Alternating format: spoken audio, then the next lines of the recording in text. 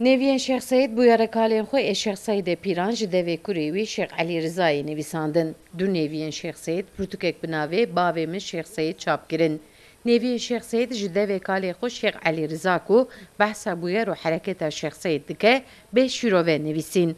Armanca nivîsandin û çapkirina pirtûkê jî neviyên Şex Seyid li bajarê Amedê wisa anên ziman û dibêjin nifşên nû ji dîroka xwe nehaydarin, bi zelalî nizanin. Di serhildanê de çi qewmiye wê demê Şex Seyid û rêhevalên wê çi kirine û çi jiyanê nizanin. Ji bo ku haydar bibin, ev pirtûk hatiye çapkirin. Armancama maxas dîroka me neyî kirinê. Kurdê me giştik dîroka xwe bizanî bin bealê min. Em çi kişandine yan kalikê me pîrê me çi kişandiye giştik derke ortê. Em anka yani way xelas dibin asîmîle dibin ji bo wî yani kurman zimanê xwe bealê min zimanê xwe qise bikin dîroka xwe bealê min dîroka xwe derxînin rojevê xastina me we. Çoğu ahkamı dîne ku qazî û hakimê kîjan welatî hebin gerek bi xelkê wî zimanê wî xelkê wî welatî bizanibin. Pirtûk ji dengê Şex Elî Riza ku şeîdê serhildanê bûye hatiye nivîsandin. Neviyên Şex Seyid bûyera bi guhdarkirina qeseta ku dengê kurê Şex Seyidê Pîran Şex Elî Riza tê de heye dinivîsînin. Di qesetê de Şex Elî Riza behs hereketa Şex Seyid, têkoşîna mala barzaniyan û berzenciyan jî dike.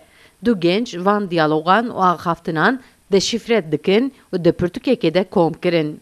Mesela Şeyh Mahmud Berzenci, Mele Mustafa Barzani, Simko Ağa, Seyit Taz, Nehri, Seyit Abdülkadir, hem o gıştıkan Seyit Rıza jî heye yani dîroka wan jî Şeyh Elî Efendi de bêje çerkirine ji bo kurmancan ji bo ola xwe çerkirine gıştıkan qeldike meselewî yani ji bo wî pir mühim e yani gerek em kurmanç nav İranê de nav Iraqê de nav Sûriyê de nav Tirkiyeyê de kurmancan gıştıkan yan bikire gerek bixwîne bizane bi dîrokê xwe ji bo wî pir mühim e.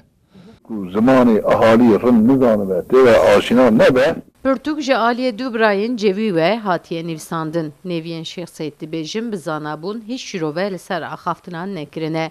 Çi ji devê kalên wan birayê Şex Seyid a bi navê Şex Elî Riza hatibe gotin, guhtar kirine û yekser derbasî ser qazê kirine. Heman demî de di pirtûkê de cih tane weneyên lehengên Kurdan jî. Sevda Kaplan, Kurdistan TV, Amed.